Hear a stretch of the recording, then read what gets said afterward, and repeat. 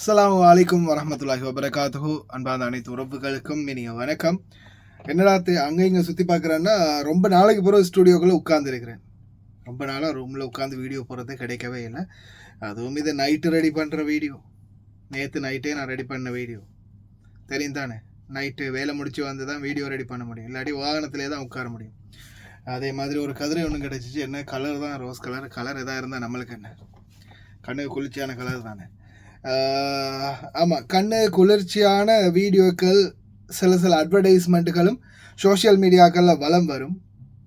அதை பார்த்துட்டு வெறும் 10 தினார் தான் அப்படின்னு போனீங்கன்னா கொத்தாக பிடிபடுவீங்க. உசாரத்து திஜாரா, நான் இந்த வீடியோ வந்து இதில் அட்டாச் பண்ணுறேன் எடிட்டிங்கில். குவைத்துடைய உசாரத் திஜாரா, அதாவது மினிஸ்ட்ரி ஆஃப் காமர்ஸ் இண்டஸ்ட்ரி, வணிக வர்த்தக அமைச்சகம் ஒரு பெண்ணை கைது பண்ணியிருக்காங்க. இன்னும் சிலரையும் கைது பண்ணியிருக்கிறாங்க. காரணம் என்னன்னு பார்த்தீங்கன்னா, மசாஜ் பார்லர் மற்றும் எக்ஸட்ரா, இன்னும் கூடுதல் சலுகையும் சேர்த்து.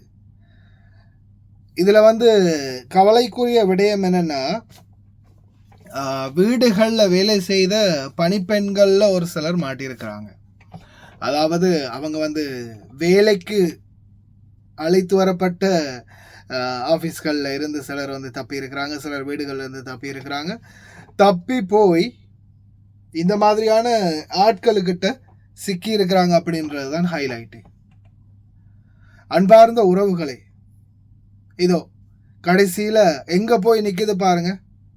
எவனையோ நம்பி உங்களுடைய லைஃபையும் கடைசியில் இல்லாமாக்கி, கடைசியில் ஒரு நிலையற்ற இடத்துல போய் நிற்கிறீங்க. தயவு செய்து ரொம்ப கவனம். ஆசை வார்த்தை காட்டி உங்களை, நீங்கள் வாங்க, இந்த வீட்டை விட்டு வெளியே வாங்க, உங்களுக்கு சொர்க்கத்தை காட்டுறேன் அப்படின்னு கூட்டிகிட்டு போய் கடைசியில் காட்டுறது எதுன்னு பார்த்தீங்கன்னா சொர்க்கம் இல்லை, ரியல் நம்பர் 1 நரகத்தை நீங்கள் பார்க்க போகிறீங்க அப்படின்றத ஞாபகத்தில் வச்சுக்கோங்க. ஏன்னா இன்னைக்கும் எத்தனையோ சகோதரிகள் பலருமே வந்து பாதிக்கப்பட்டிருக்கிறாங்க இந்த மாதிரியான சம்பவங்கள்ல. சிலர் வந்து கூட்டிகிட்டு போய் அவனுங்களுடைய தேவையை முடித்ததும் கழட்டி விட்டு போயிடுவானுங்க. சிலர் வந்து இன்னமும் கொத்தடிமையாக வச்சுக்கிட்டு இருக்கிறாங்க.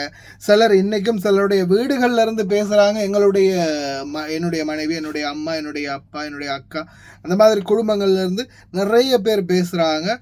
இந்த மாதிரி இவங்க வேலைக்கு வந்தாங்க, கடைசியில் இன்னாரு வீட்டில் வேலை செஞ்சாங்க, அதுக்கப்புறமா இவங்களை நம்பி தான் போனாங்க, கடைசியில் இவங்க இந்த இடத்துல கொண்டு போய் விட்டுட்டாங்க, அல்லது இவங்களை பிடிச்சு வச்சிருக்கிறாங்க, வெளியே விட மாட்டேங்கிறாங்க, ரூமில் அடைச்சி வச்சிருக்கிறாங்க. இந்த மாதிரி நிறைய கம்ப்ளைண்ட்ஸ், நிறைய தகவல்கள் பல சகோதரிகள் பாதிக்கப்பட்டவங்க வந்து சொல்லிக்கிட்டே இருக்கிறாங்க. அதே மாதிரி பாதிக்கப்பட்டவர்களுடைய குடும்பங்கள் போலீஸ் அனுப்பி அந்த பில்டிங்கில் சோதனை பண்ணினா அவங்கள பிடிச்சிடலாம், காப்பாற்றிடலாம். இப்படி இந்த பில்டிங்குள்ளே மாட்டிக்கிட்டு இருக்கிறாங்க, பிடிச்சி அடைச்சி வச்சுருக்கிறாங்க, ரூமில் வேலைக்கு போடுறாங்க, அதாவது பலவந்தமாக வேலைக்கு போடுறாங்க. வேலைக்கு போட்டாலும் இப்போ 200 தினார் சம்பளம் பேசி வேலைக்கு போடுறாங்க. கடைசியில் கொடுக்குற பணம் எவ்வளோன்னா 100 தினார் தான், 50 தினார் தான் கொடுக்குறாங்க. மிச்சத்தை எல்லாம் எடுத்துடுறாங்க. ரூமுக்கு வாடகை கட்டணும், கரண்ட் பில் கட்டணும், அது இதுன்னு சொல்லி எல்லாத்தையுமே எடுத்துடுறாங்க அப்படின்னு சொல்லி பலருமே தொடர்ந்துமே அவங்களுடைய வேதனைகளையும் துன்பங்களையும் வெளிக்கொண்டு வந்துக்கிட்டே இருக்கிறாங்க. அதனால் தயவு செய்து ரொம்ப கவனம். எக்காரணத்தை கொண்டும் இந்த மாதிரியான நபர்களை நம்பி வெளியே போகாதீங்க. உங்களுக்கு சொர்க்கத்தை காட்டுறோம் அப்படின்னு சொல்லுவாங்க, ஆனால் கடைசியில் நீங்கள் போய் வெளியில் பார்க்குறது சொர்க்கம் இல்லை, ரியல் நரகம்.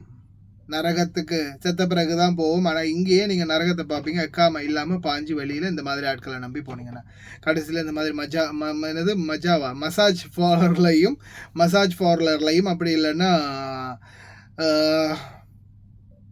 விபச்சார விடுதிகள்லையும் தான் உங்களுடைய வாழ்க்கை போகக்கூடிய வாய்ப்பு இருக்குது. அதனால் தயவு செய்து கண்டவனை நம்பி, அவனுடைய ஆசை வார்த்தைகளை நம்பி, அல்லது அவங்க சொல்லக்கூடிய பணத்தை நம்பி, சம்பளத்தை நம்பியெல்லாம் போகாதீங்க. போனால் பிரச்சனை தான்.